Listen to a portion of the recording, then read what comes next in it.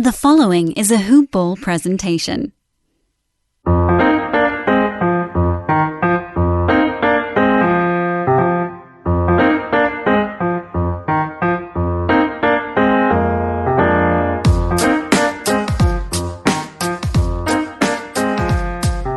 Hoop Ballers!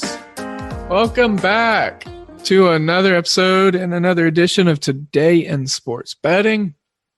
I am your host, Devin Ellington, at DALE007 on Twitter. This is a hoop-ball.com presentation. It's Friday. I'll be joined by my main man, Blake. It's going to be a fun, breezy baseball day of all proportions. But like I said, we're presented by, well, not presented. We are hoop-ball.com. Make sure to go over there, check out the website, get some awesome playoff journals from our man Aaron Brewski, who, by the way, like this guy might end the year like 62% on the NBA. The top man, top dog himself, founder, president, creator. It's absolutely ridiculous. I've never seen a run of any sorts ever. And if that's not a reason to buy a wager pass alone, I don't really have anything else to try to sell you. I mean, if that doesn't do it, then I'm not sure what would. Blake, would you if you were investing in, something, would you do it for a singular purpose of a high success rate and ROI of just that alone? I mean, yeah. Yeah, why not? Especially going into it, yeah. If you know that going into it. Exactly. It's the proof is in, people say pudding, but I like to say pastry. So I tend to eat more pastries than pudding. I'm more of a pastry man myself. Yeah. You don't know the last time I had pudding. I do love pudding. What's banana pudding with vanilla wafers? I love that. Or Oreo. Anything Oreo you can sign me up for.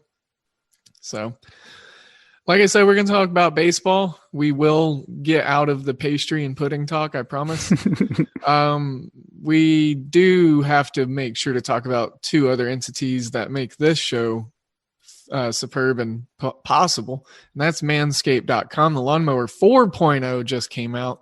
It's crazy because I think the first lawnmower we talked about on this podcast when we all started this whole thing, I think it might have been the 2.0. I think it just released, so all the way up to the 4-banger now, and it's just as good as ever. And I've personally got one. Like I said, I got the early unboxing for it. I was able to cut this sick stash into my face with it. And you can do the same. They got this new complete care kit that they revitalized. It's a little more geared towards your derriere and your downstairs. But it is a marvelous product. I'm getting myself one. I'm gonna see if Papa Dan's got the hookup for me. But I got to try all these products out. They're going to get so much of my money, especially with summertime coming up. Y'all got to clean up and use promo code HoopBall20 to do that. You get 20% off. You get free shipping. I know I hate paying for shipping on anything. I can spend $200, but if I got to pay $2 for some shipping, I riot and I protest. So we take care of the shipping for you. Let them know we sent you. And get your lawn mowed. I mowed my lawn yesterday. My actual lawn, though, like with grass. Like it stopped raining for the first time in a week and some days, so I was able to get out there and mow my yard. That's exciting. It is. Being a real human being. I know. All right, Blake, we have some things that we were looking at on my bookie, who is the other entity, But I think folks know that by now. Well, maybe not the new listeners. I know we get new listeners all the time. So welcome in, become often listeners, and become part of this family. My bookie site, you said you were looking through some stuff. You got some awesome free play. I opened my account and they gave me a $10 casino chip. So I'm going to try to win me a couple units with that bad boy. That's just like one of the cool things that they do. Yeah, I got the 25 free spins or whatever on some casino game no one's ever heard of. Yeah. And I spent 10 minutes, pressed the spin button 25 times and made $5.75. Dang. Look at that. And that's something that was free. So pretty much got like a free almost I got a $6. free couple bucks, yeah. Hey, and everyone's got different bankrolls. So that could be a couple units for some people. So that's a big deal. That's a big deal. Okay. I'm kind of distracted right now because I'm looking through some awesome baseball stuff. Today's card, we talked about not a ton of value as a better, but if we're looking at this card, there are some things to find, and then there are angles that can be had. We just got to get there, and that's what we're here for. I mean, we obviously aren't betting on everything today. It seems like I've been betting on everything, but the fact is we got to be diligent. And did I tell you I just hit my first 5 bet in like probably 4 months? No, what was it? Was it yesterday? A couple days ago, I think it was. But it was the Indians. It was Bieber's start. Bieber, oh, yeah. It was under 3.5 or whatever. Yeah, not Turnbull. Who was it? It was a lefty on the mound. Boyd. I think Boyd went into the 6th or the 7th. He went 6 1/3 or something. So yeah, I saw that the Indians scored in the first round, I believe it was, and then nobody scored after that. Yeah, and then I think it was the bottom of the 6th someone scored. But anyways, yeah, so I kind of harnessed some of your energy on that first 5 bet. With Shane Bieber, it's just kind of, he's been roughed up a little lately, but I found that bounce back spot. And I think there's a couple bounce back spots in today's card. And maybe we uncover some stuff that we do like throughout this rough card. We do have a game that's going to be overlayered. Blake, quit distracting me with the Discord stuff. I see you posting about games. Cincinnati and Chicago is going to be at 120. And when I say Chicago, the Cubs going to be in the north side of Chicago. Heavy weather we're expecting. Yeah. Like there's you just posted in Discord 2 more games that we need to keep on our radar as far as rain. Yeah. And then this whole country's raining right now. You see this wind 20 miles per hour in. Yeah, blowing in. I'm going to take the over. Dude, yeah, everyone wants to take the under, and of course, that's the natural tendency. Dude, 6.5. It is such a low number. But you think Vegas doesn't know what they're doing? You don't think they post that low number on purpose? And we have historical data. Yeah. For like many of years, like decades worth of data. Like this is one of the most tracked sports trends, I would say. In Wrigley Field wind affecting over and unders. So 6.5 is such a ridiculously low number. It's actually, over is getting the shade of -110 versus the -105 to under. Cincinnati plus 160. Alzolay is on the mound for the Cubbies. Vladimir Gutierrez is going to be making his debut this season for the Reds. The righty on righty matchup. Alzolay with his 4.29 ERA, 2-4 record. Now I know his peripherals are probably slightly better than what the base stat line would present. He's had a couple really solid starts recently. Giving the Cubs some fuel. I think he was the reason they won his last start or the start before that. He just had a really great performance. And I'm seeing a good grade on the Cincinnati Reds. And this is where my eye kind of popped at first. And we probably shouldn't spend too much time on this, so I apologize, Blake. But because it starts here in 15-ish, 20 minutes. So the overlay is going to be ridiculous. But yeah, I would say there's a lot of value on the Reds if this game even gets played. But I don't think that anyone should be investing money on it, because the chances are that this game gets played in its entirety. Highly unlikely to happen. Yeah, I had the same thought when I was kind of gandering over everything this morning. Kind of skipped past it. I do like Alzolay a lot, though. I think he's a lot better than the ERA shows. Yeah. And Gutierrez, who knows? Yeah. You I don't have anything on him. No, I looked at his minor league stuff. He's been bad most of his career until this year. He's been good. Yeah. But minor leagues just started a month ago. Right. So, small sample size. It's great. He's getting brought up that when we're seeing this a lot of these debuts are happening. There's a huge influx in it. And we saw it last year. It was something that I talked about. I remember last year seeing the influx of debuts and people being called up because of the short rosters, people being in, out, whatever. Like, this is just kind of a continuation of that, I think. And I'm enjoying it because we're getting more things to keep an eye out on. We're also getting more, wild card variables. But yeah, I think this is a game that is easily a game that, you could stay away from. I think tonight you got to start and see like what's going to be soggy, what's getting the most rain. And this whole country's going to be soggy. I think Pittsburgh's got some decent weather. Nope. No, you're right. In Pittsburgh. Last time I checked. About 70% chance of rain. Yep, 61 degrees. At the Washington Nationals, about 80% chance of rain. Cleveland's at 30. New York's at 80%. Checking Boston. Dude, it's brutal. Possible light rain. Man, White Sox probably rained out. What do we do? We get domes. We play at dome games like Seattle and Arizona. Minnesota is clear. So the Royals.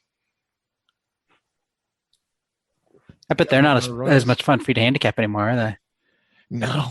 I bet you liked it a lot more the first. No, I've been month. betting against them. I took Tampa Bay in the wager pass yesterday. Yeah. But it's fun when they're winning. It is, but they aren't winning on the road. I looked at their road stuff. Man, they're so terrible on the road. So listeners, in case you haven't noticed yet, today's going to be like, we're going to be chatting a lot today. Like, we'll probably be breaking down stuff like in a more obscure way, like talking about different numbers, maybe different stats, splits, opinions on teams, maybe some prospects. Like, it's just going to be a hodgepodge is what I'm saying. It's a crock pot dinner. And tonight is going to be soggy. That's all we can say. Okay, so let's figure out how to navigate this. Let's start with a dome game. Houston is a dome, right? They're indoor. Yeah. All right. Cool. They got a dome. All right. Cool. Yeah. It's too hot to not have a dome there. Minute Maid definitely, I thought was a dome. So this is an interesting one. 7:10 Central, accordingly to your time zones. I'm terrible at math, so I'm not going to do that for y'all.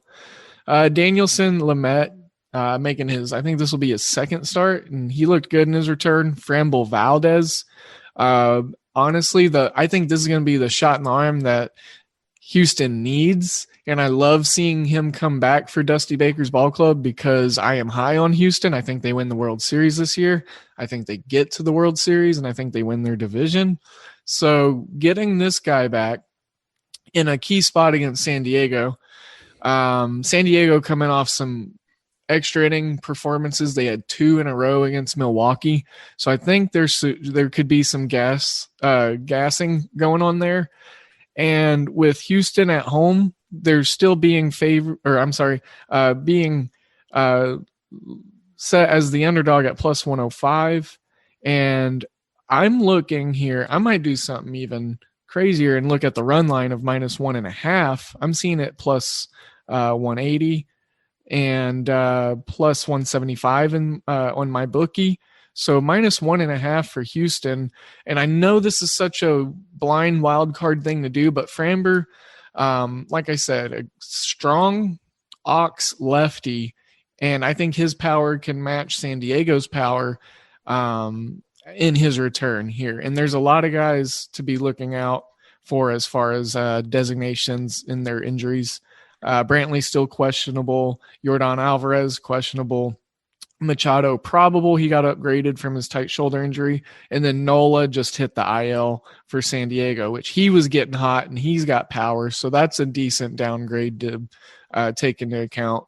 And I think this will be a really great baseball game in general. This is, two of the best, better teams, in the upper echelons of the major leagues, I would say. Yeah, I couldn't agree more. You've kind of talked me into the Astros there. That was the point. Well, I was feeling very indifferent about it. Yeah. But you talked me in the Astros. They're coming off that 2-game series against the Dodgers, but they had yesterday off. Yeah, and they underperformed against the Dodgers. They won the second game, didn't they? I remember them winning one. Yeah, they won the second game 5-2. And then that was coming off of a 3-game sweep losing effort against the Rangers. Yeah, what the hell was that? Yeah, that was, just kind of a weird blip. And a lot of extra innings for the Padres in Milwaukee. They're still on the road, and Milwaukee is a long way from Houston. So I think these guys could be tired. I'm kind of talking myself into the over in my head on this one. The over, yeah. Yeah, it's because I don't think there was so much hype around Dinelson Lamet a couple of years ago, but he hasn't. Is this his first? This will be his second or third start. I can't remember. This will be his second. Oh, no, he started a bunch earlier in the year. Oh, did he? 4. Yeah, but he was like an opener. Oh, okay. He started 4 games, 2 innings each game. So he's pitched 9 total innings. I think they're going to start ramping him up. That's what they were trying to save some of his innings, I know, is what they put out there in, San Diego media or whatever. Yeah, so he's not like a traditional starter today, is he? Or is he an opener? No, I'm not sure. Question. What resource could we get on that? I don't know. I haven't found one, to be honest. Even Twitter's not very good at it. Because when DraftKings puts pitchers into the pool, they'll label which guys are going to be openers. See, stupid Idaho. I can use DraftKings, but I don't because I can't do DFS. Yeah, I just completely forget DraftKings even exists. That is so lame. Stupid. All right, so hold on. Bear with me while I'm just gonna. No worries. This. I do like the over in this game though, especially with Tatis playing. He's been mashing lately. He has, and he's been playing horrible defense. And the Astros can hit the best of them. Danielson Lamet. It's got him at 7,000, which is like right. That's starting pitcher salary, and it doesn't have opener. It's got a P with him saying, pitcher. A green P. I like that over even more now. Designation is Garrett Cole, Walker Buehler, Ian Anderson. Okay. Well, the more he's out there, the more I like the over. I'm not seeing any openers as far as any of these games. So what's crazy about the Astros is they're better against lefties than they are righties.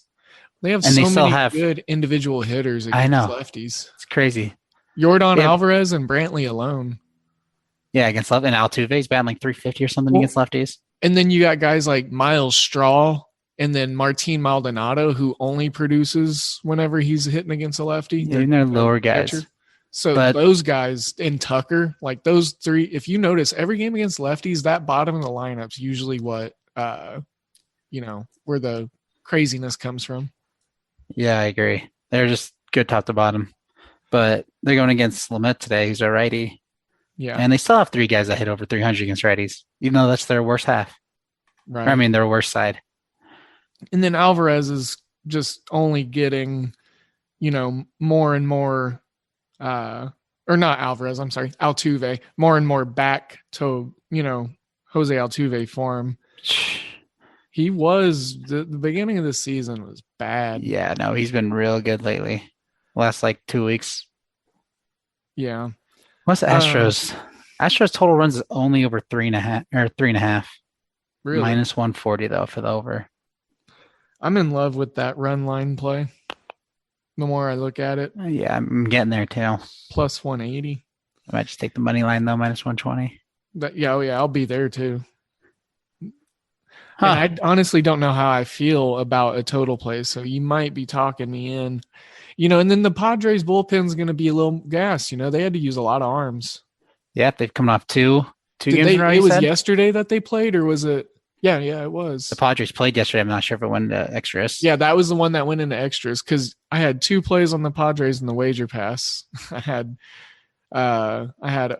them run line and then them straight up. So Oh, yeah. Yesterday they went 10. yeah, and then the one before that I think was 11. But they do have the best bullpen in baseball, according to ERA. Yeah, but that's what got them to extras. Those 2 games, their bullpen collapsed. Stanton was rough, and he's usually one of the best bullpen relievers in the majors. Oh yeah, he gave up those 3 runs, didn't he? Yeah, in the seventh. Yeah. See, this kind of play is not. I may not put it in the wager pass, but it's definitely a tally set kind of thing. Oh yeah. For sure. Well, shoot, I might need your help to get me that trifecta because I'm going to do it right now as we're speaking. Yeah. All right, I'll lock it in too.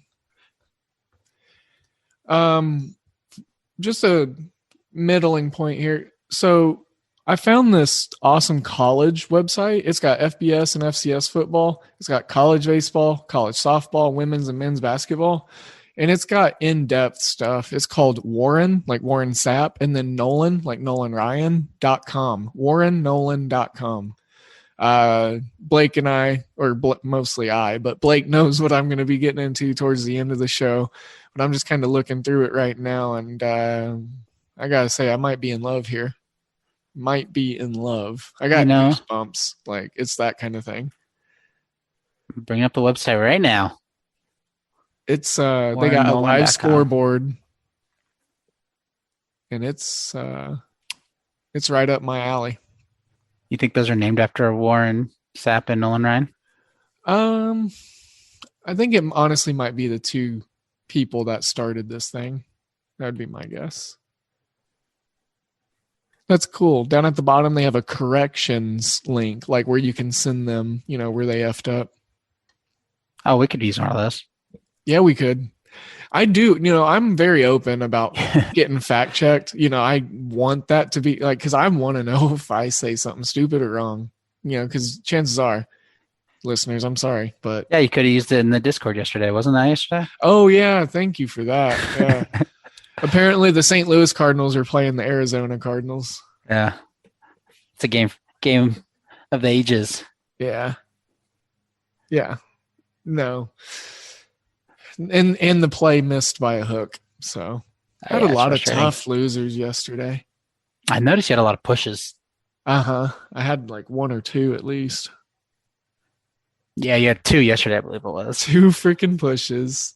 2, I think that lost by like a hook. I mean, the Giants is a plus 165 underdog, lost by 1 run. So that kind of blew. Yeah. But all right, let's get into more baseball games. Oh yeah, no, tally site stuff. Did you lock yours in? You said you did? I think I went to your website and I can't remember if I actually did it or not. Hoop ballers. Let's talk about your balls. Yep, your balls and the area around them.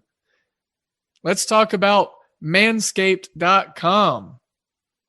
Go there and use promo code HoopBall20, HOOPBALL20.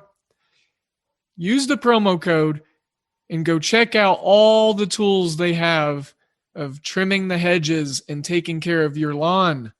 Like the Lawnmower 3.0 with a built-in LED light to help you get into those dark dye crevices on the inner parts. Also, the Gooch. It is hard to get to the Gooch if you can't see it. So use the LED light with the anti-tugless technology on the razor. Full, long battery life. Then check out the Weed Whacker. Bring that out of the shed. Use it on your shrubs.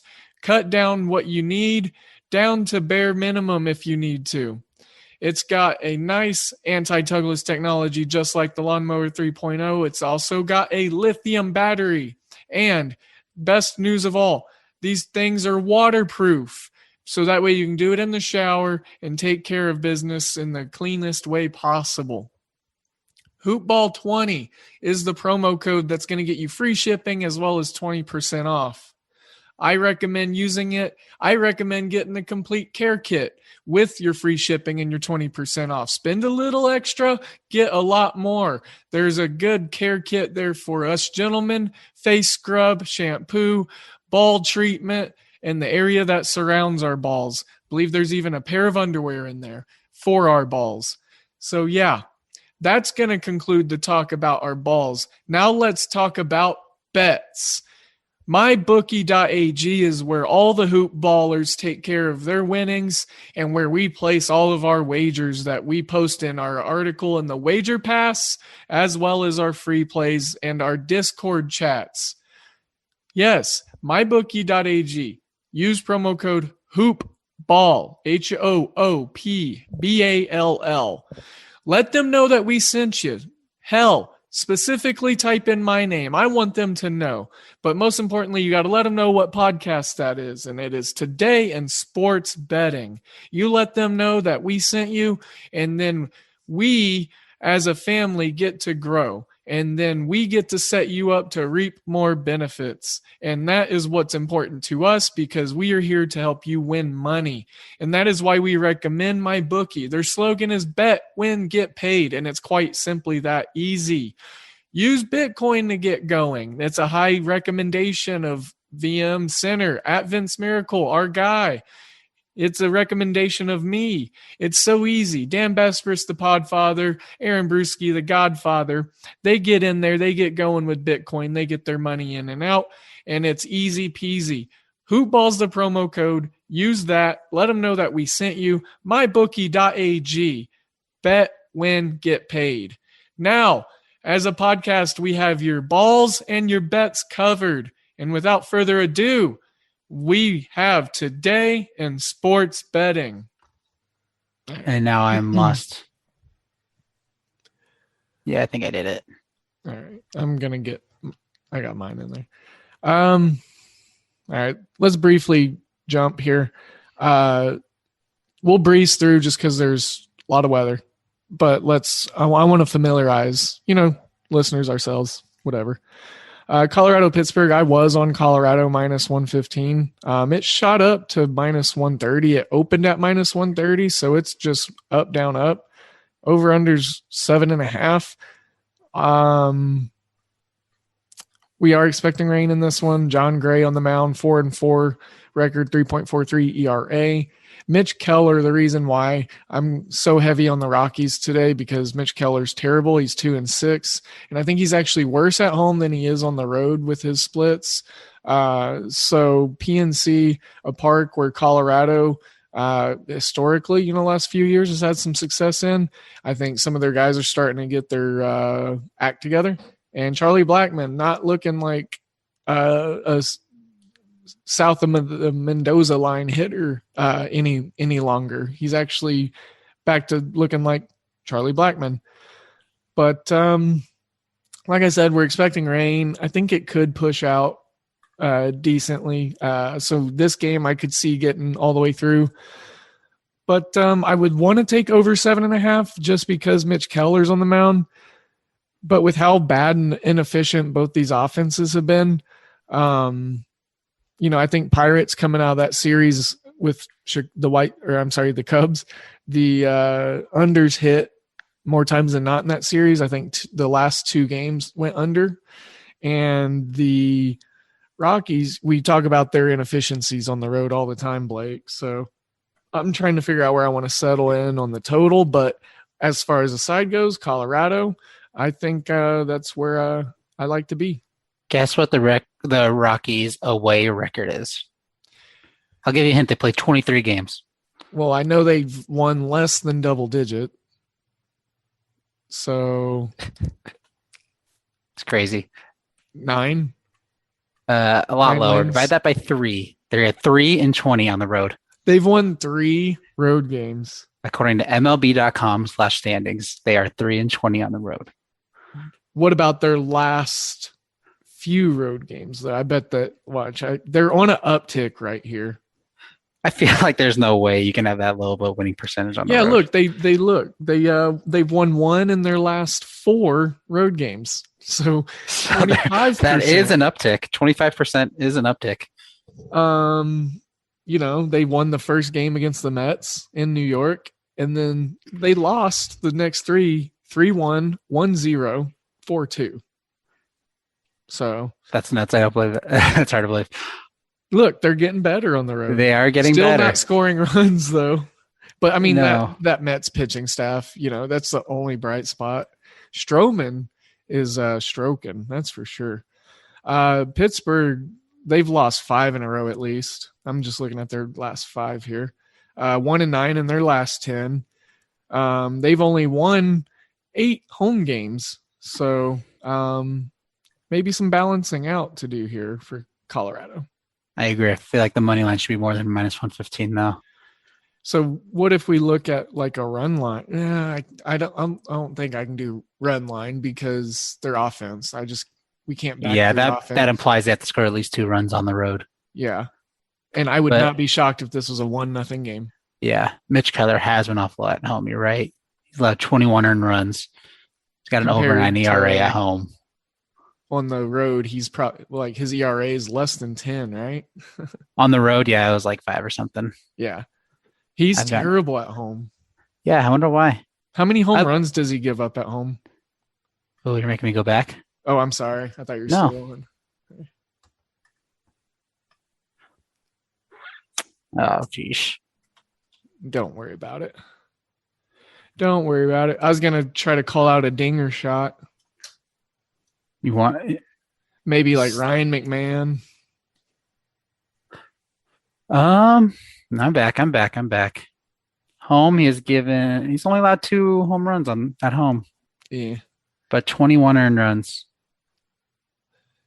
He just gives up a crap ton of, I bet his whip is high, and then he gives up a crap ton of extra base hits. He walks guys, and then it's doubles and doubles and doubles. Yeah, he's walked guys and given up more hits. His at bats are probably long. Like he throws a ton of pitches. I'd be interested to find exactly why he's so bad at home.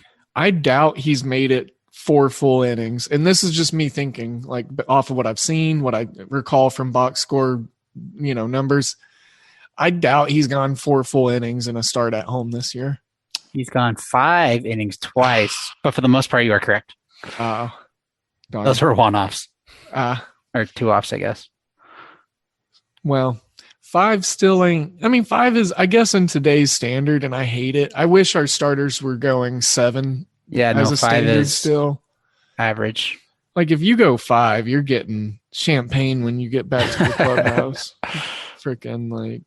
Yeah, I hate it too. It's made the game so soft. Yeah, I agree.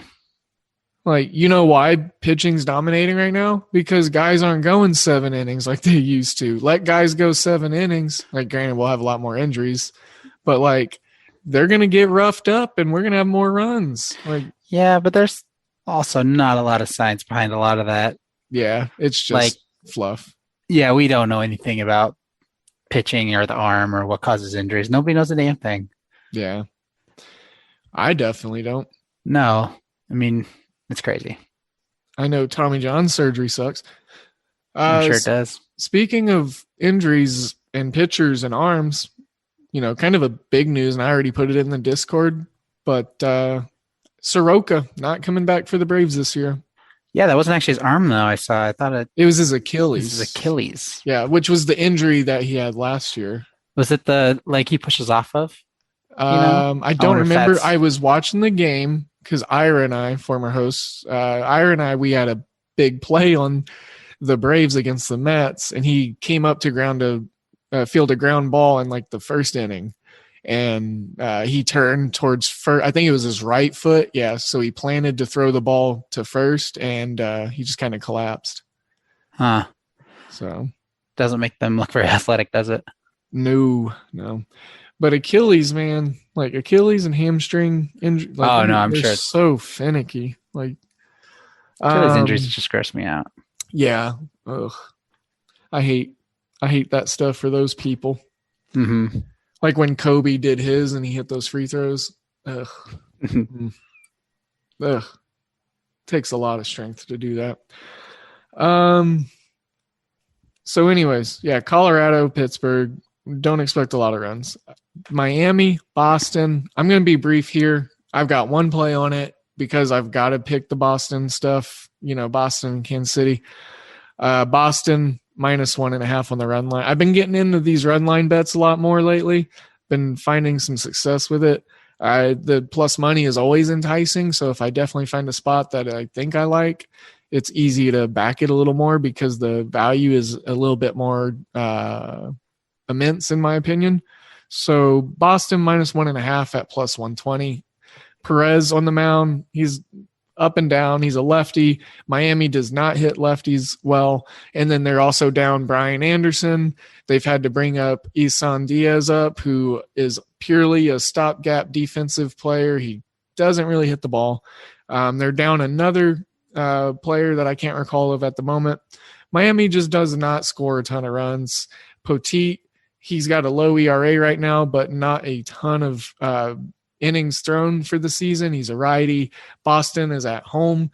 Again, weather. So keep that in mind. If you want to place bets on these games, it just depends on what the sportsbook's going to do. If they give you your money back, if they roll it over to the next, I don't know.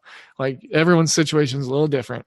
But the weather in this one, the East Coast is getting hammered. So do with that what you will. But I like Boston purely in this matchup to cover by 2 runs. Yep, I couldn't agree more. The Red Sox just mashed righties, and I don't know who this Poteet guy is. Yeah. He's got good numbers, but that means nothing. Yeah.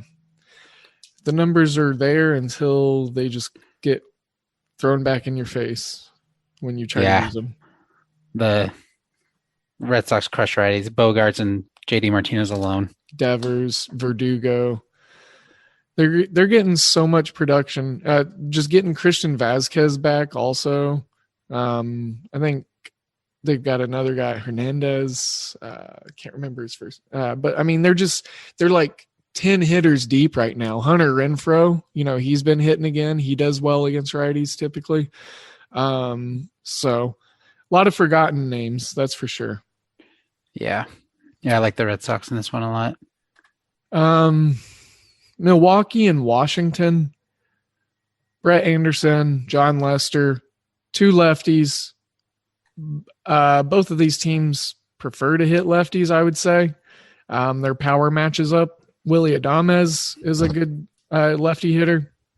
Urias, a low-key guy for the Brewers that could have some success tonight with his 680 OPS.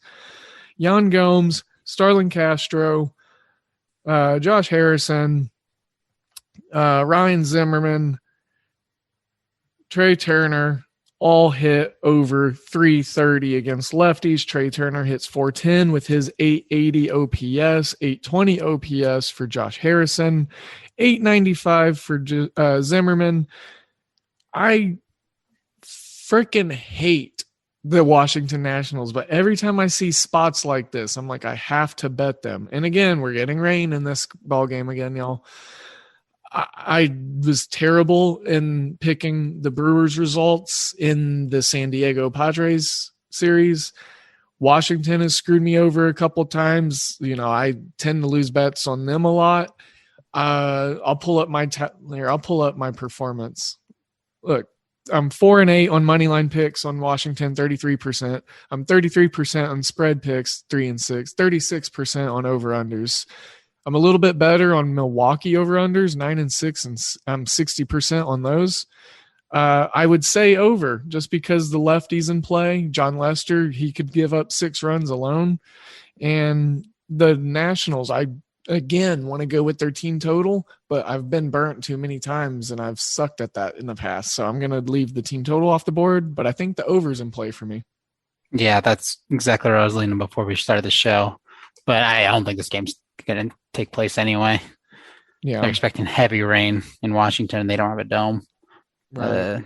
John Lester needs to be out of the league. He is not good anymore.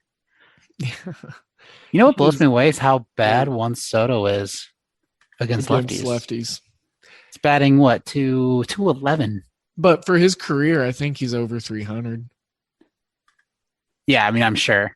I bet he's just got to, he's going to take off eventually. I mean, against everybody. The guy is just such a pure hitter. Atlanta, New York Mets. I actually got a decent pitching matchup here, but again, it's East Coast. It's the Mets. We're going to have rain in this one too. I would love to see this matchup come to fruition with Anderson and Walker, Tyon Walker. Under would definitely be in play for me just because the Mets pitching staff throughout the Mets batting is terrible. Dominic Smith was another big loss for them. He is probably one of their smartest hitters, and he is not looking to be healthy anytime soon. Then you got Marcell Ozuna out for the Braves. So first looks, I'd expect, I might play a little more safe and harness a little your energy there, Blake, and go first 5 under. But loose opinion on this game for me. Yeah, I was leaning under as well. It's probably gonna be rained out, but it doesn't matter. I was leaning under. Taijuan Walker's been a little bit better than I was expecting. Yeah, he's Ian almost Anderson got a sub-2 ERA. Yeah, I've been excited about Ian Anderson for a while. I was trying to trade for him in a dynasty league. Yeah, and the man would not budge, so I never got him. But I like under this one. Mets don't score at home. The Braves don't score on the road. It's going to be rainy. It's going to be windy. It's going to be gross. I might just put the under 7 in, thinking that they stretch this game. Hopefully they somehow make it. Yeah, and then, there's going to be a lot of usage on people. Like, it's just going to be like a weird, inconsistent, can't get in a rhythm kind of game. Yeah. So that, out of the rain games, this is one where I'll try to do that, and it's just the offenses, like you said, they don't score at home. They don't score on the road. And that's how we feel about this one. Can you put the Mets total runs under 2.5 is plus 100? Oh my God. So disrespectful. Oh my God. Wow. It would almost be worth it to buy the runs, buy it down to 1 run, and just take the minus 200 juice. Like, do you think they could squeak? I was saying it would still not be worth it, is what I was saying. They have to score. These are professional hitters. They've dedicated their lives to hitting a baseball, and nobody thinks they can even score 2 runs. Mets bullpen's actually pretty good. Mets bullpen is like towards the top of the. Yeah, it is. Atlanta's pretty middling, badish. Yeah, I'd lean under 7 here on this one. I agree. Baltimore White Sox. I hate that this one's going to get rained out because rain. Yeah, I was actually excited for a couple different points in this one. I was looking at some White Sox run line. They're one of the better teams in the majors on that aspect. But yeah, it's going to get rained out. I'm kind of glad it's getting rained out because I was really favoring the Orioles, even though I don't want to. Yeah, but I was leaning that way. Live update: Red Stockings and the Cubbies have 0 runs through 1 1/3 innings. Sure do. I like the Sazali kid. Yeah, I do too. I picked him up in fantasy just the other day. Yeah. Hey, if you ever come across a empty spot in the middle of the season, you need someone to take over a team. I'm talking to everybody here. Yeah. I think I did it like a couple years ago, and I got the team from like 7th to 3rd, and that was like my only experience with fantasy baseball. Only reason I didn't get any this year is because I like to play in leagues and stuff where I know the people and stuff, so I have high standards. So just kind of I'm still waiting for that exposure pop. Well, Miles in our Discord is in my league now. Oh, is he? So it's me and a bunch of family / friends / coworkers and him. Heck yeah. Well, maybe next year we can Yeah, roll me on in there. let's do it. Yankees, Detroit.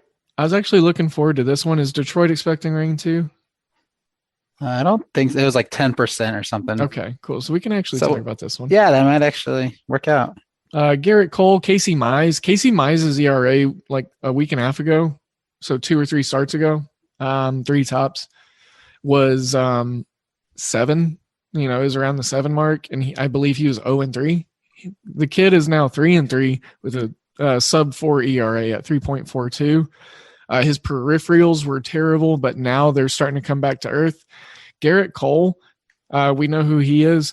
I think we have a pitcher's duel here. I think this kid's going to show out. We're going to see some Kerry Wood kind of gumption.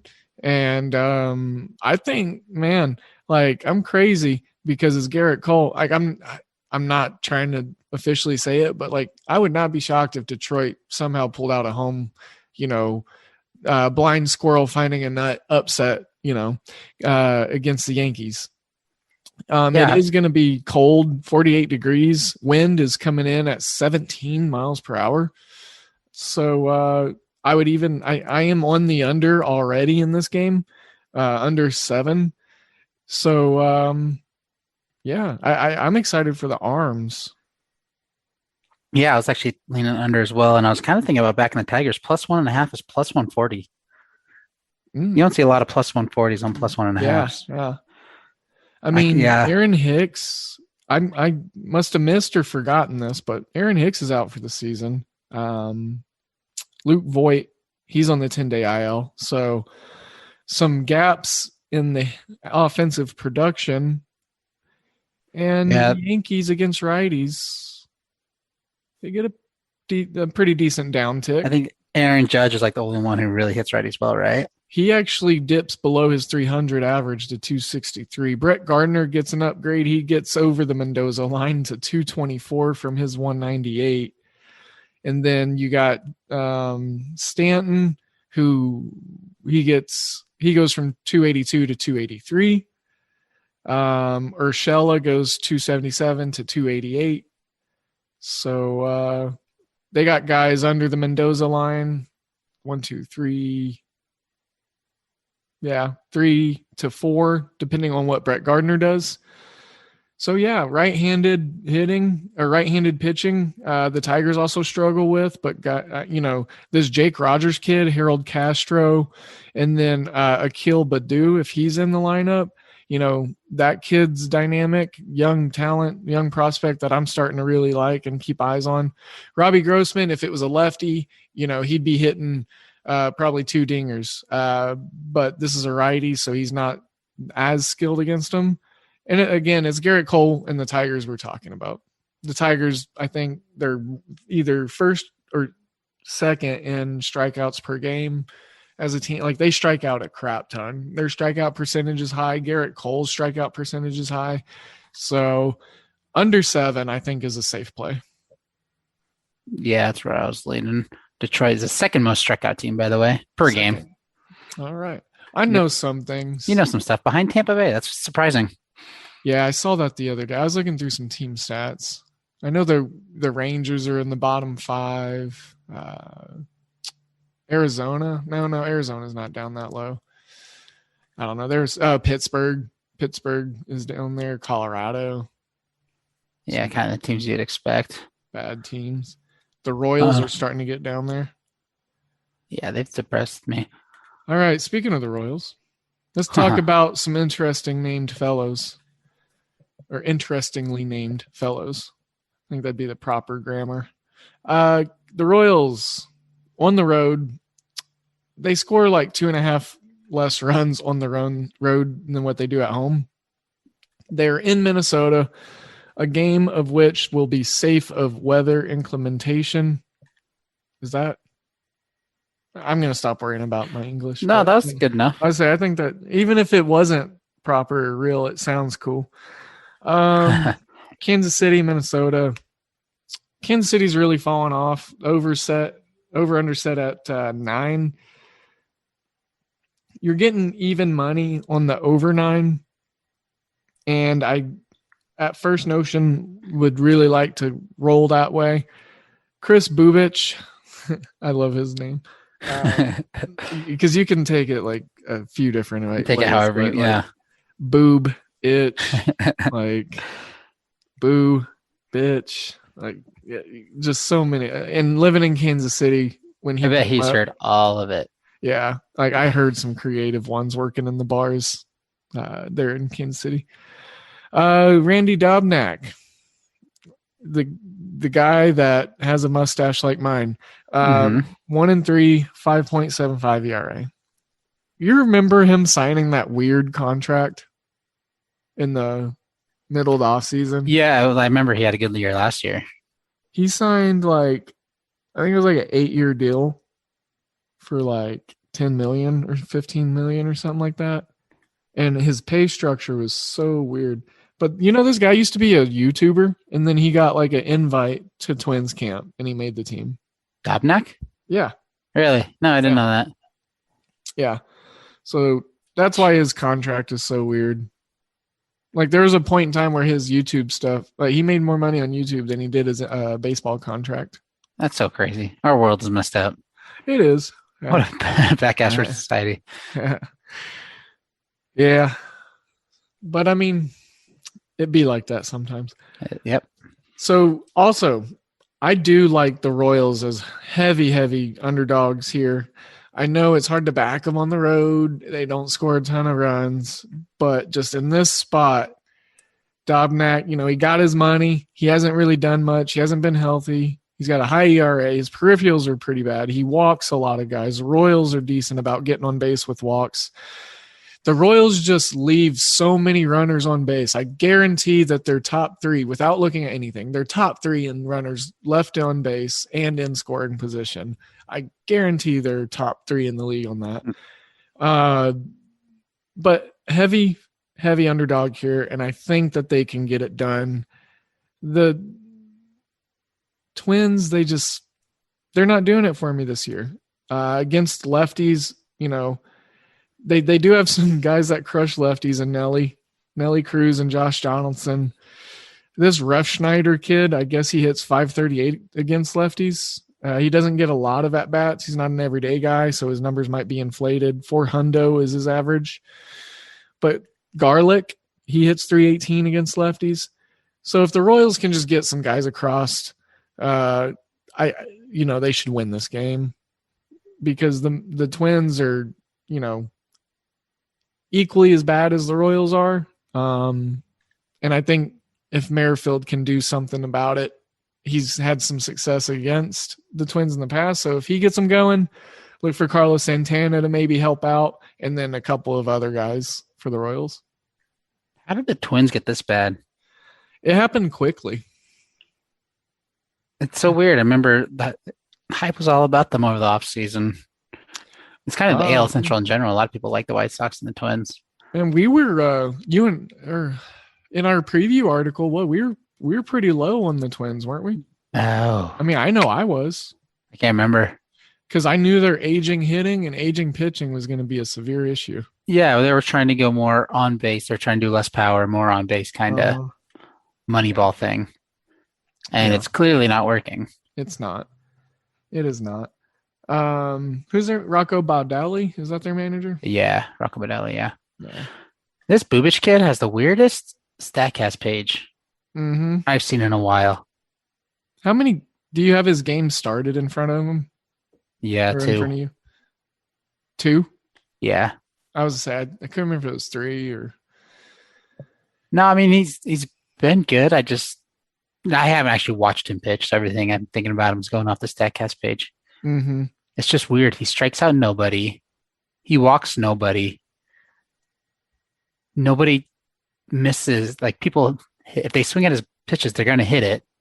But his numbers are great. Like, he's pretty BABIP dependent, but nothing he throws is getting hit hard. He must have some good movement. Yeah, just good movement on his pitches. Must be. Mixes in fly balls and ground balls. It's weird. He's got a weird Yeah, heavy ground ball pitcher for sure. 51.6% ground balls. Little mini Dallas Keuchel. Yep, little mini Keuchel. God, what a weird StatCast page this is. I have never really looked into his that deeply. Didn't know it was like that. His weak contact percentage is less than 2%. What? So people are pounding it into What the about ground. the barreling though?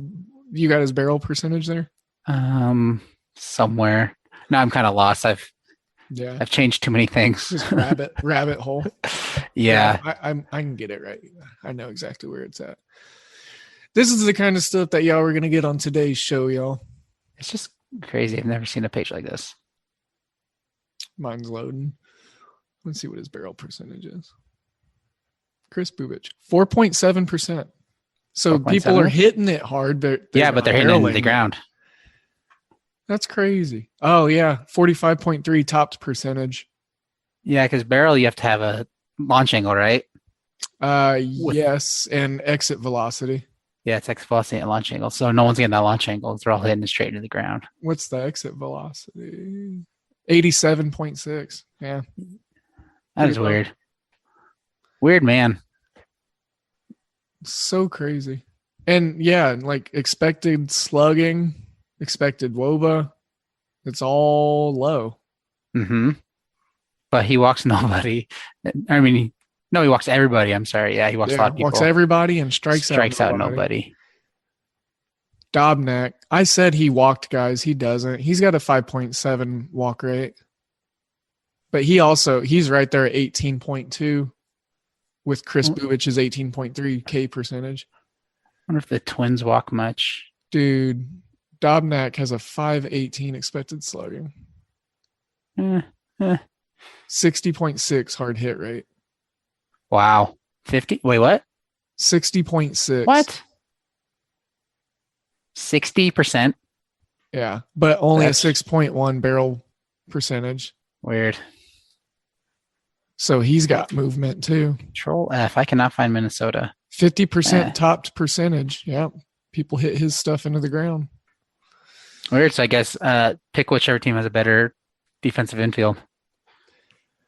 Which I don't know because the Royals are pretty. I mean, they got Hanser Alberto at third that they can play there. They got Witt, solid second baseman. Nicky Lopez has a lot of range. Yeah, they got a fast infield for sure. Then you got Carlos Santana, solid veteran first baseman. Yeah, that's a decent infield. And then they brought Hanser Alberto over to shore up their defensive infield. And you're saying you like the Royals in this one? Yeah, and I might even look at Royals team total also to get me a three-piece nuggy meal on this game. Man, those have been killing me lately. I gotta stop doing those. I know, I should too, but you know what? You miss one, you miss them all. Yeah. Or you try to get contrarian with it, and you just try to do this like really weird stuff. And you're just like, well, if this happens, and then this happens, I know, yeah, I do that all the time. And then I look like a genius. Yeah, I lost 3 units on the Astros the other day. I did the same with the Rangers last night. Yeah. The Astros, was it the game that when they lost against the Rangers? No, when they lost to the Dodgers, the first game. First game. Yeah. Let me look at the team total no, I can't do the team total because they're on the road. They do not score runs on the road. Yeah, they don't score runs on the road. No, I'm not doing it. I think we put a lot of work into a stay away game. Well, it's not a stay away game for me. Well, not for you. Yeah. And the rest of Oklahoma. Kansas City, Minnesota. Give me the over. Kansas City wins. Ooh, the over. That's a bold call. It's even money. Yeah. And if anything, Minnesota scores a crap ton of runs. Okay, yeah. I was leaning under on this one, but I don't like any of it. I'm not doing anything. That's what I'm here for. Yep. Be real brief with Toronto, Cleveland. You said there's heavy rain expected here. Hyunjin Ryu and another guy making a debut, Eli Morgan, the righty.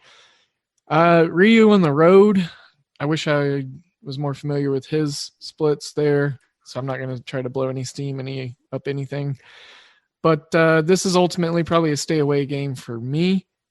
I've been doing pretty decent with Cleveland's unders and such.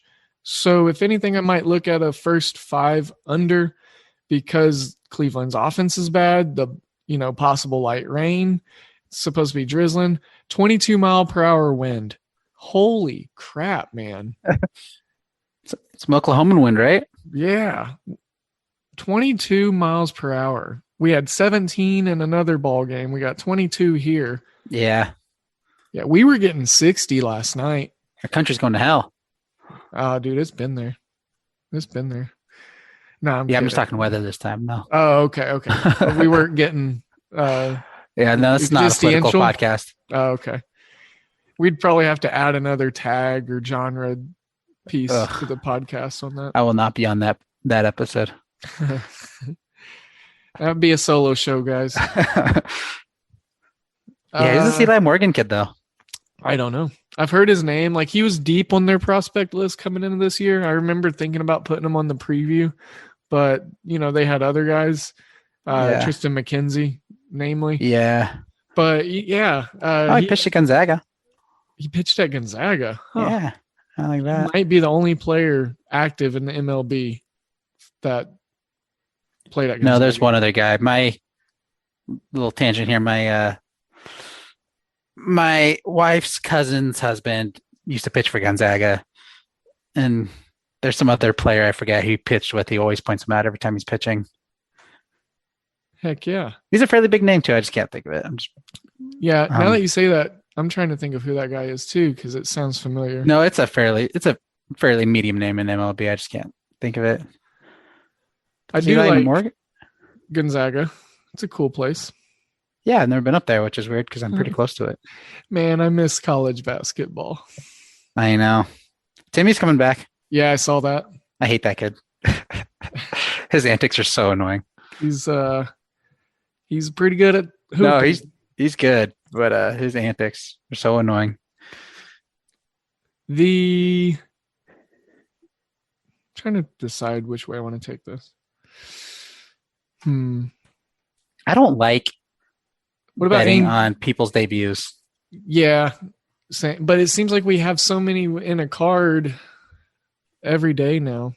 Yeah, I mean that's 2 today, right? I think. Yeah. Actually, I did yesterday on that Alec. What was his name? Oh yeah, the Rays. Or not Rays. The Blue Jays pitcher. He was pitching against Domingo Germán, and I had the under in that game, and that hit. So, just most recently speaking, selfishly on what I've done, it's kind of like we got to do them now. And I've been stepping into the double headers a little. I've won a couple on double header plays. So it's like starting to become so heavily involved in each card. It's kind of hard to get around some of these. Yeah, I just feel like you have to know their mental states. Sure. Because every prospect when they come up, they're different. Like which one has more moxie? Yeah, which one isn't nervous, which one's gonna rise to the occasion, which one. Or maybe we just look at what's around him, what they've got built, like defensive infield, veterans, guys within that rotation or pitching staff, coaching staff, like continuity. I think maybe that plays it. All those variables, I think, funnel into a pitcher's debut mindset and all that comfortability. Yeah. And I wonder, Alec Manoah, by the way. Manoah, thank you. Yeah, that was driving me crazy. I knew it was spelled weird. It was Alek. Like I had that visualized. And first couple times I heard his name, I was thinking it was the guy from Atlanta. Oh yeah, yeah, and yeah, Yanoa. Could you imagine? Oh my gosh, watch. These two guys are going to pitch against each other, Manoah and Yanoa. Yep, and you're gonna stumble over it. I got it now though. I can say Yanoa left and right. Yep, you sure can. Manoah, Yanoa. You know about Manoah? Oh yeah, pretty good pitcher. I was impressed. I actually watched that game, and he outdueled Yermaine. I thought Yermaine was gonna maybe pitch the full, shortened game, Oh yeah. but I mean, both pitchers did well. It kind of played out how I was hoping. Still a losing effort overall in the wager pass plays yesterday, but there were some really bright spots and some close winners, and I think we might get lucky tonight. I agree. A's. It's a A salt. I don't know. Anaheim, Oakland. I'm referring to the Angels as I'm gonna be the guy that calls them Anaheim. Yeah. Shohei. This was supposed to be yesterday, and I blame losing a bet on the wager pass on this now concurrent event. Shohei was supposed to start last night. I was on the over in that game. Shohei Ohtani starts, I noticed, usually feature a crap ton of offense and early offense, even though his ERA is low. And then now he's pitching against Sean Manaea. Last night he was pitching against Bassett. Manaea's last couple starts, he's trending towards bottom percentiles. He's been pretty bad the last couple times out. I still think that the over is in play, and I made this point in the write-up yesterday that with Trout out, I think Vegas and the other odds makers are just being super timid, and they're setting very low numbers, and they're forgetting about some of these other guys. I mean, Upton's having a great year. Walsh, don't forget about him. Rendon's starting to slash and slug. So I think we have a good spot at some diluted numbers to take the over on. And like I said, I have no doubt that last night over the hit would have hit with Ohtani pitching. So today with trending down Manaea, I feel even better about it. So over 7.5 for me. Yeah, I love the pieces of the Angels, but they just haven't been good. I don't know why. Yeah. Like you turn down the lineup. David Fletcher, I don't think you mentioned he's an on-base machine. Yes. I love this offense, and they have decent pitching. They're not bad. Yeah, their bullpen needs some shoring up. Yeah, I don't know why they're so bad. It's frustrating. I actually kind of like the Angels. I've always been a low-key fan of the Angels. I've always wanted them to be good, and they just refuse to. This Lagares kid for them also, he's hitting 389 against lefties. So, and then they also got that Goslin guy from the Phillies. So they're inserting him into the lineup. It's projecting him to be in the lineup today. So look for him to maybe be a little adrenaline boost.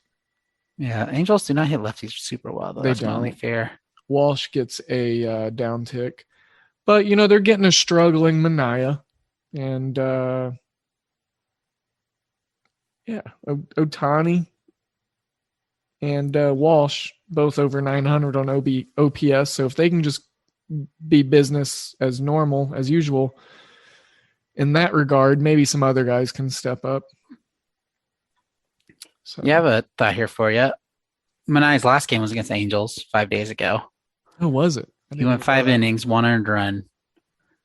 Damn. In most sports, I would, play the opposite, the revenge angle, bounce back. But baseball, I think, is just different in that manner. Yeah. Like so when you have a lock-in, you have a lock-in. Yeah, exactly. So what do you think about that kind of angle? That is an interesting angle. And it's something that I think gives me a little discomfort whenever I am handicapping games. And now that I've learned about that in this specific matchup, makes me feel a little more uneasy, and it's the thing that I will probably ignore and still place the bet. And then if the bet loses, blame it. Okay. I like that. But yeah, that's a really interesting thing to think about, considering the psychology of us as people and as how we sports bet or change our, thinkings and whatever, I just don't think it's as apparent in baseball. Yeah. Just because it takes 9 guys that have that mentality to win or whatever. Right. To me, it's still a super low number for a team with a bullpen like the Angels. So hard for me to root for less offense in this one. And the A's at home, the overs are just flying out. So Yeah, I they know don't even last have night good was bullpen really either. bad, but what was that? Sorry. The A's don't even have a good bullpen either. They don't. And they allow a lot of runs at home. Yeah, you've talked me into this over here. 7.5 is low, and it's That is the low. Mike Trout effect. Yeah. So I'm going to be brief on St. Louis and Arizona. It went from St. Louis being minus 110 to plus 115. I think we had a pitching change here. Oviedo, the righty with a 5.75 ERA, is now pitching for the Cardinals. I believe it was someone else earlier, if I remember right.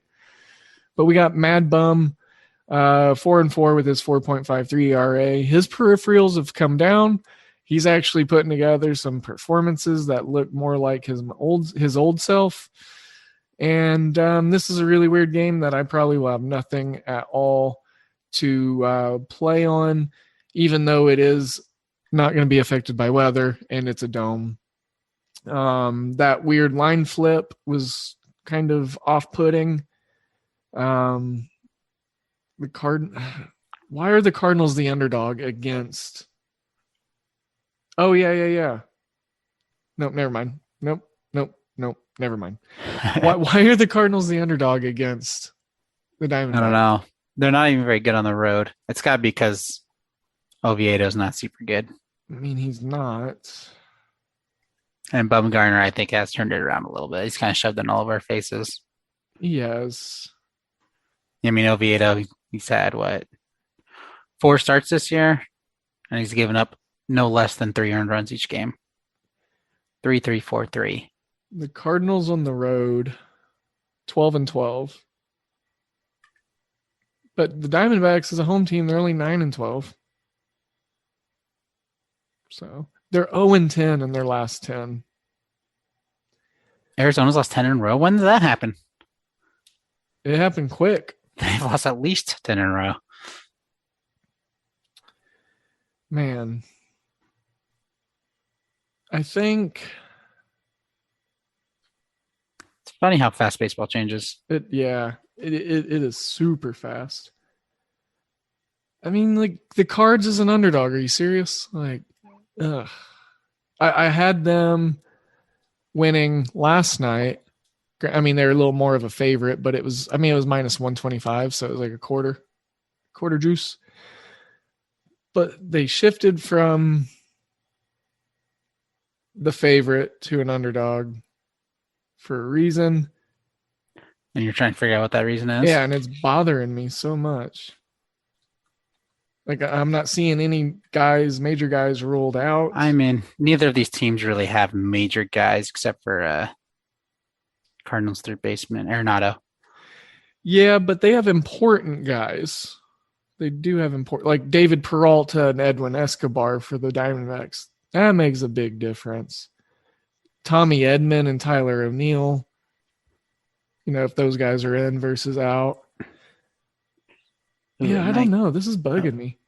Versus lefties, Yachty hits 444. Arenado hits 364. Carlson, Daniel Carlson, wow, 344. And I'm seeing lots of 8 and 9 and 700 OPSs throughout this whole Cardinals lineup. I'm going to have to play the Cards as an underdog. Yeah, like that. Bumgarner's been better at home. Nothing exciting, though. 3.78 ERA at home. 4 something on the road. Just don't be terrible, Johan Oviedo. Yeah, just don't be terrible. Just don't be horrible. Like, just come on, man. We can do this. We believe in you. Yeah, I don't know. I don't know what. That is weird. It's freaking me out a little bit. I understand. But I'm still playing it. Cardinals plus 115. I like it. Odd. And then I would maybe even look at under 9.5. Yes, just because, that's where I was leaning as well. Yeah, inefficient offenses. So I'm with you there on the Cardinals. Do like a little. I might mess around and do a same game parlay on that. Just have a little extra fun, like just to see, like I like that. $3 to $5, like whatever. Adjust that accordingly. If you want to be the guy that spends $100 on it, go for it. But yeah, Vince. Yeah, yeah. Me, not so much. No, me I'm neither. I'm too high volume. Like I am. I can't be throwing that kind of stuff out. Yeah, I'm too high volume and too poor. We'll call it for what it is. I'm just looking at the Savant page for this matchup real quick. I want to see if there's anything that sticks out. Some really nice exit velocities for the cards. They got 1, 2, 3, 4, 5 batters over 90. Yachty at 89.9. Dylan Carlson, I was wrong on his name twice. Dylan Carlson, 89.2. And hard hit percentages, they got some successful guys as well. Not a lot of blue, which is good. Expected batting average, the top 6 guys are in the red for them, so that's good. Barrel percentage, they got a lot of guys barreling the ball up right now. I'm trying to figure out why they are so dogged right now. You know what it is? Happens in the NBA. The mob puts a lot of money on one side. Yeah. The line changes, and they put a crap load of money on the other side. Yeah, it's the baseball mob. Now we have the baseball mob. Well, I don't know which mob of the side or side of the mob that I'm in or on, but I'm going to take advantage of that swing. And maybe it's a narrative. Maybe people are like, there's no way the Arizona Diamondbacks or the Arizona Cardinals, the Arizona Diamondbacks lose 11 in a row with Madison Bumgarner on the mound. There's no way. No, I watched the Mariners lose 20 whatever in a row a couple years ago when Felix was at his prime. So believe me, it can happen. It can happen. Yeah, so Cardinals, underdog. Took a long time for me to say that. Speaking of the Mariners, you want to talk about this Texas-Seattle game? Yeah, Texas I kind of like it. Chapped my cheeks last night, both of them. I went 0 for 3 in the Texas picks last night. So let's hear your opinion, and you try to coerce me through this. I wish I had talked to you about yesterday's game because I was actually on the Mariners side. I didn't post it. I almost did on a wager pass, but I just kind of stayed away from it. You could have saved me some hardships. I could have, because then this morning I was doing some business and I was listening to your podcast from yesterday, and I heard you talking about the Rangers, and I was shaking my head at you. Well, initially I wanted to back the Mariners, but Justice Sheffield just hasn't been as good as I thought he was. I thought he was turning it around, but he just hasn't. So I was it's turned into a stay away game today. Has been. Well, you look at both these high ERAs. The Rangers do have a lot more success against lefties. They got guys like Cheslor Cuthbert and David Dahl. Joey Gallo, he seems to only come out of his shell to hit lefties. And 8.5, I'm looking at this total. But, y'all still have a decent bullpen. And Texas, I've had issues with getting their totals correct this season, if I am not mistaken. Let me pull up some performance notes here.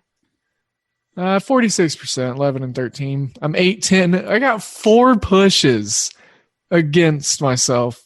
Freaking picking Mariners. Too many pushes games. in baseball. Too many pushes in baseball. 8, 10, and 4 on Mariners totals. Wow. I was actually looking at the props for it because Nick Solak hits lefties very well. Solak whacks lefties. There you go. Solak. And against Justice Sheffield, he's 5 for 9 in their past. But there isn't a total basis prop bet for him. Lineups aren't locked, so that So we could look at that. Yeah, that's a good call. Yeah, hits, run, and RBIs. I thought I saw it earlier. Oh yeah, 2 is only minus 114. Nice. I don't think Hits, that's quite runs. Do you think that's Yeah. enough? Minus 114 for 2. I was just thinking about that. I don't know if that's enough Hits, for me. runs, RBIs. If he can, if he walks, does just Sheffield walk guys? That's Yes. What's his whip? He's middle. He's middle. If he's gonna have control issues, which I think His whip is 157. Oh yeah, that's. I was hoping it would be at least 1.5. Yeah, and Sheffield, he doesn't strike out anybody, and he's pretty middling when it comes to walking. The Rangers need to score runs on the road. They wasted all that good performance against the Astros. Yeah, they put everything they had into that one, didn't they? Yeah. I mean, the Rangers actually are 14-10-1 on the road to the over. But look at the Mariners numbers. Holy crap. They are 7-14 with 2 pushes, 14 unders. Hey, don't they suck? They just Didn't I don't. try telling you at the beginning of the season they sucked? Yeah, I mean, you did. Yeah, But the good thing about the Nick Solak prop bet is he doesn't walk a lot and he doesn't strike out a lot, so he gives you a fighting chance. Yeah. Nothing worse than taking a prop bet and the guy just walks. Yeah. I think, depending on numbers, and we'll see him start coming out more as stuff locks, but doing at least bets on some of these Ranger hitters could be something that I would be looking at. Yeah. So I think we have some different stuff that we could look at in this. I would initially look at the over just because Lyles has been pretty terrible. And Yeah, but that implies the Mariners can score more than 3 or 4 runs. Yeah. Which it's a hard sell. It is. It is. But I think you'd be a little more at ease if you look at Jordan Lyles' stuff. Yeah, you would think, but I'm not. Yeah, the Mariners scored 5 runs last night. The last time they scored 5, scroll, was May 15th. So 2 weeks ago was the last time they scored 5 before yesterday. That is a long time. Well, nothing official. But yeah, I'm going to wait for Nick Solak's prop to come out. Texas burnt my heart last night, but, got to keep running into that wall until something else happens, right? Mm-hmm. San Francisco, Los Angeles, the Dodgers. I'm not really feeling this game. I'm not. I'm going to be a little meh. It's Desclafani. It's Walker Buehler, and I don't know. Desclafani's been good. He's been a little rough as of late on the road. I don't know how much I believe in him, even though it's in the same state. A lot of pieces missing for the Dodgers, in and out. Giants, Brandon Belt just hit the shelf. So the Giants are a huge underdog, minus 210 favorite for the Dodgers. That's very disrespectful considering the Giants have 30 wins on the year. Yeah, they've had a pretty easy schedule. I mean, I will say, but they've won the games they should have. But this is a huge underdog, and they only lost by a run last night. Yeah, I think the Giants are coming down to earth a little bit. That is way too much. Plus 175. If you want to put a half unit on that, I would totally. Mm-hmm. I wouldn't blame you at all. I don't think it's going to hit. I think the Dodgers are finally starting to get their ass back in order. Yeah. I think the Giants are going to kind of start to squander a little bit. And the Giants have a hard time scoring runs. Buehler, I think, has had some really good success against them so far this season. I don't remember right off the top of my head his stats against them or starts or whatever. But yeah, this Giants offense in the past against Buehler, not just this year, they have a 252 WOBA. Yeah. Which is very low. He's a good in-division pitcher. So really not looking forward. That starts at 9:10 tonight. So we'll have some baseball viewing pleasure. But other than that, I'm not looking to, wouldn't be shocked if it was a 1-0 game, a 2-4 game, a 4-3 game, a 8-9 game, or somehow a blowout if one team generates something. It's just there's so many different probable outcomes that I could see coming from this that it makes me feel too uncomfortable to place a bet on. Last night on Tally Site, I hit the Giants spread play run line. So right now it's plus 1.5, minus 2.5.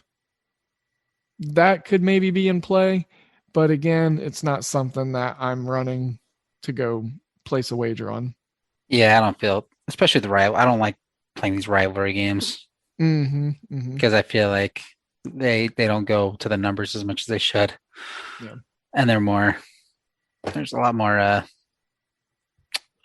whatever that word is, fluctuation. I don't know. Yeah, not feeling that game. And another little live update on the Red Stockings and the Cubbies. Top of the fourth, 1 out, 1 on, 0-0 score. Yep, that under's looking pretty. Cincinnati unders when they're on the road. I've learned that that's probably the route to take. Yeah, they've been bad. Your boy's up though. What's up? Your boy's up, Justin Winker. Oh, hey. We don't want a winker dinker right here, though. I don't care. I didn't put anything on it. Yeah, I just got my heart on it. That wind's blowing good, though. It is. No winker dinkers today. No, probably not. I'm going to glaze over this college baseball stuff because I've mentioned it twice throughout the week on the shows that I was going to do some light brushing. And then, I waited till Friday to do it. See how these conference tournaments played out, see how everything panned out, and just want to talk about some final results from today so far. Not sure how many of you guys are really into the college baseball stuff, but the regionals and the super regionals, Blake and I was talking offline, very, very exciting. I mean, I'm scrolling through a scoreboard right now, and I'm looking at like 100 plus games. I mean, there are so many games. So starting off, might as well, with a big conference, right? Tennessee, Alabama, number 4 Tennessee in the country. Top of the SEC, they routed Bama 11-0. They had to call it at 7 innings. This is the SEC tournament. Obviously, they're getting everything squared up and settled in for the postseason. And Tennessee looking to be very dominant. Arkansas also a very dominant team within the SEC. Those two will probably be duking it out at the end of the tournament. Then we got some Ohio Valley Conference to talk about because that's what I'm into. I love my OVC, as you know, in the college hoops. Morehead State, Murray State. This would be a phenomenal basketball matchup, and it was a great baseball matchup. Went to 13 innings, 8-7. Murray State won, and Murray State 31-23 on the year, 18-12 in the OVC. They are looking to punch a ticket into a regional. Whatever OVC teams get into this college baseball tournament, I think that they could definitely get a win within group play. So looking forward to that. Dallas Baptist is always a team to look out for. They're always a smaller school that always wins 30 to 40 games. They're going to be, a host site probably as far as a regional goes. They're the Missouri Valley Conference favorite, and they're just very, very hard to beat. They've always had very dominant pitching. Last 8 years, it's just really solid defense and really solid pitching from what I've seen out of this Dallas Baptist team, and they're exciting. Look for them once some regionals get set. And then some Big 12, TCU and Texas Tech. And this is getting played here at the Chickasha Bricktown Ballpark here in OKC. And the Big 12 was able to get Texas Tech and TCU in bright and early this morning because the tornado-like weather from last night screwed stuff up. And TCU won 7-2. Texas Tech actually probably a little bit more of a better team, more well-rounded pitching. But we've seen TCU have some really great success over the last 3 years within these postseason runs. Super regionals, Big 12, they've not really been able to break through in the last couple years. So And then lastly, on the final results currently, I just want to throw out a big old shout out to Liberty because they've been doing it in football, they've been doing it in basketball, and Liberty is doing it in baseball. I'm telling you, that athletic director hire was phenomenal, and the Liberty Flames won 6-0 today.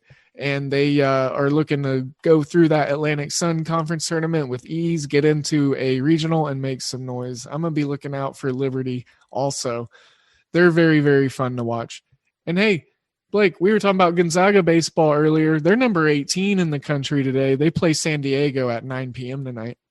Yeah, they've been good at baseball for a while. A long time. Like a very consistent, just nice program. They went 20-5 in the West Coast Conference this year. San Diego got 30 wins, though. San Diego's a pretty decent baseball club. Yeah, it makes you wonder if Gonzaga had a football team, how they would fare. That would be really cool to see. It was like when Villanova had one, or yeah, I think they might have dropped their football, but they were always Division II or FCS or. But yeah, no, a cool Gonzaga Bulldog football helmet. I think that would look really, really. That would sell. Like I think they could have some sick uniforms. Like yeah, just that subtle red, white, and blue. It's kind of like what Liberty's got going on. So.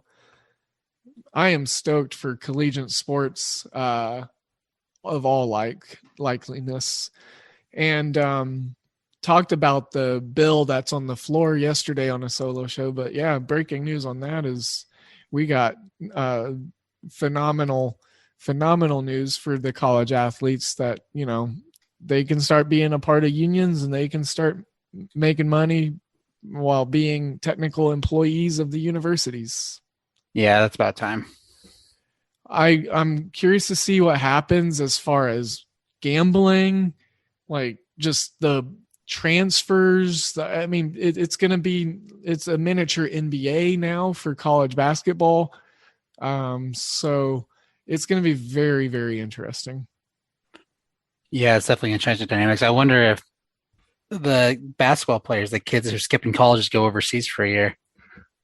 I wonder if that's what finally pushed them over. And that was the notion of those folks doing that. That was the nudge that they were trying to create, which makes total sense. I mean, it, like you said, it's about time.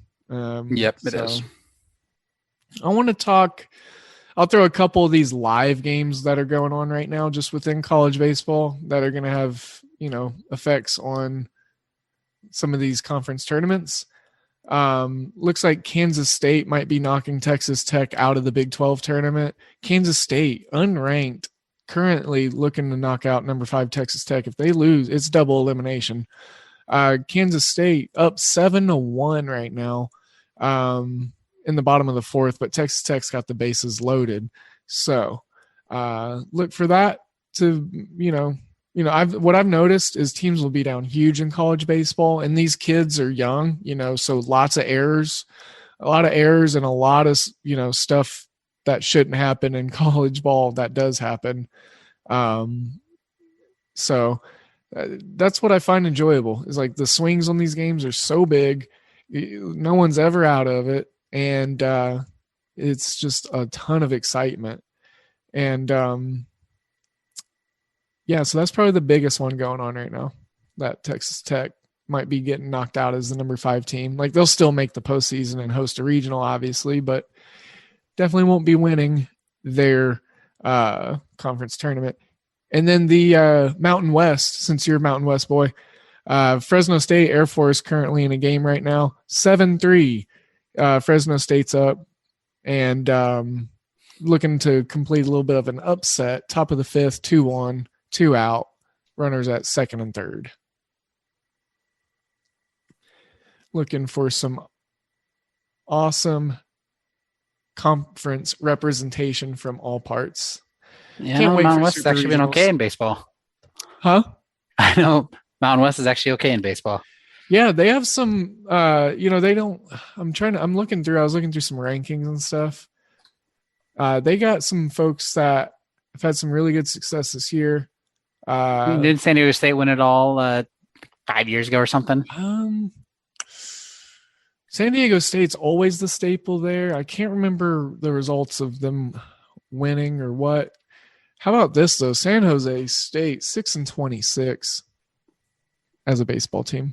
Ugh. That's bad. San Jose Gross. State's bad, and like they're having a lot more new football success, but their basketball and their baseball programs, very not good.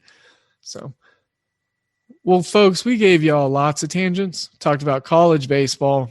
Not a lot of normal stuff today. We just kind of went with it with all the rain in the MLB card.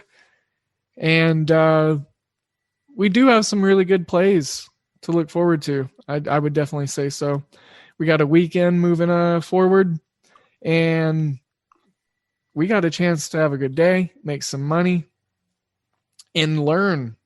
We get a chance to get more data here. So that's what it's all about. Blake, did you want to throw some nice little self-promo out there or anything else?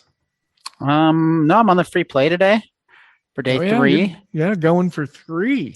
I'm excited. I'm going to join that threesome party. Yeah. We'll have to start a new one because that was a while ago. I know. That's crazy, huh? Yeah. The free play, you can find it. Blake will be tweeting it out, obviously, at Blake LaWatch, and then through our at Hoopball Gaming page. Do you know where you're leaning on that today? I had a couple. I kind of forget them at the moment. I was initially thinking the Mariners. I talked myself out of that. I was thinking the Orioles. I think that's going to get rained out. Yeah. So stay tuned, y'all. Y'all got to make sure to check us out. What was that game you talked me into earlier? Oh, that Astros. Was that it? Yeah. Think you might roll with that. Might roll with the Astros. The run line? Or was is that what wasn't the money line like minus 110 or something? Was it 125? See, we're already forgetting, aren't we? Yeah. We'll figure it out. Yeah, I'll tweet it out. Yeah. So make sure to check us out there. That's where you're going to get that information. And lots more. So he's Blake. I'm Devin at DALE007 on Twitter. And make sure you go to hoop-ball.com, get a wager pass. $9.99 a month, 33 cents or less a day, which is less than a latte, and a lot of other stuff, actually. So make sure to get some value, get some conviction. It's what we do here. Make sure to have a great weekend. Be safe, be kind, and sending you all of my positive vibes, all of my positive energies. And Today in Sports Betting is out. This has been a Hoop Ball presentation.